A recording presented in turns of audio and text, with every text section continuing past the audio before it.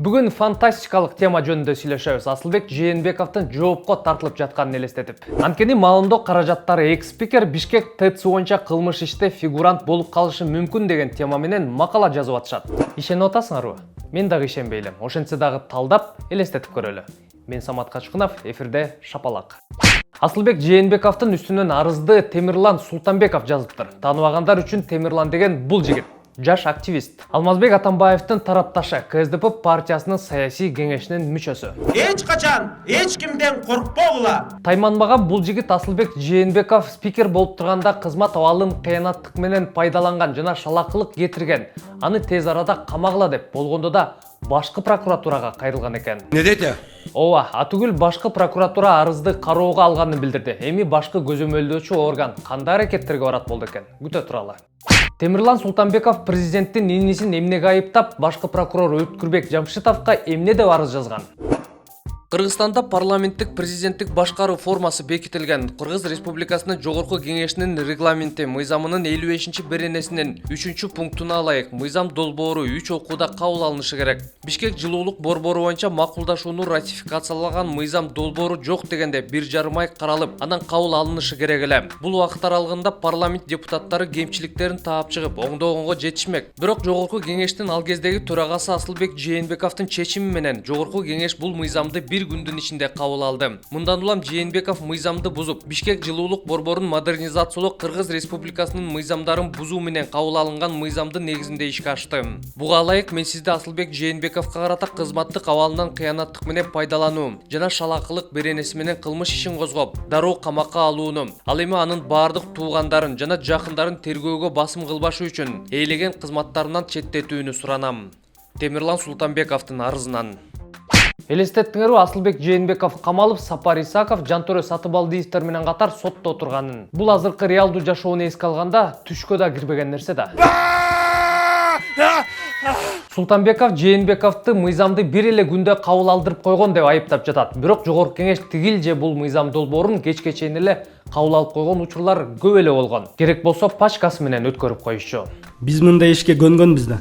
Көнүмүш эле деңизчи, бирок Бишкек ТЭЦин жаңылоого кредиттик келишимди кабыл алган мурунку чакырылыш бир аз сабатсыздыгын көрсөтүп койгон. Анткени бир маанилүү учурду эске алышкан эмес. Же атайлап эске албай коюшкан. Кандайчы Бордош Табалдиевич? Бордош Табалдиевич айткан эмес, ал учур регламентте так көрсөтүлгөн. Эгер мыйзам долбоору комитет фракциялардан өтсө, палата 3 окууга киргизип кабыл алууга укуктуу.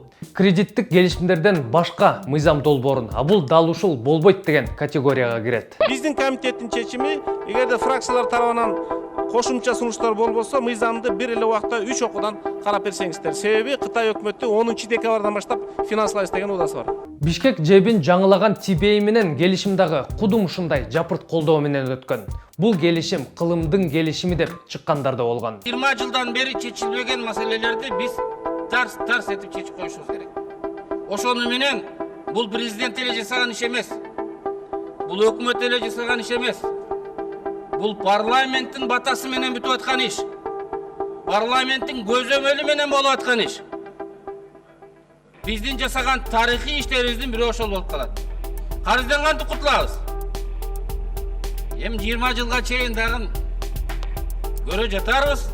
Мамлекеттик стратегиядагы маселелер болгондо жанагындай тендер деп эле түз эле ушундай чечкен жакшы го деп ойлойм. Урматтуу депутаттар, бул негизинен инфраструктурабызды түптөөчү проект. Мына жолдор курулуп атат. Электроэнергетикасына жакшы инвестициялар келип атат. Ирригациянын проекттери келип атат. Мен ойлойм, биздин парламенттен бул маселелер мындай өтүш керек. Кытайга барып өз көзү менен көрүп келген депутаттарыбыз бар. Ушу компанияны барып көрүп, ТЭЦти көрүп, ушу барып келген депутаттардын ичинен бирөөсү бир жакшылап чечмелеп элге түшүндүрүп берди. Арадан 5 жыл өткөндөн кийин эки колун көтөрүп колдогондор азыр башкача сүйлөй башташты. Мамлекеттин кызыкчылыгын колдоп, келишимдер силерге ишенип ачыклайш керек, өкмөткө ошондо. Силерге ишенип, силердин каптарыңа ишенип колдоп берсек, анан ушундай чыгып атат деп. Ишенип колдоп берген парламенттин башында турган Асылбек Жээнбековго 2 берене менен кылмыш иши козголушу керек деп айтылып жатат. Кызмат абалынан кыянаттык менен пайдалануу жана шалакылык беренелери. Биринчи статьяда 5 жылдан 8 жылга чейин эркинен ажыратуу менен мүлкү конфискацияланат деп жазылган. Экинчисинде 6 жылга чейин эркинен ажыратылышы мүмкүн. Аткар! Жашасын президент! Жашасын!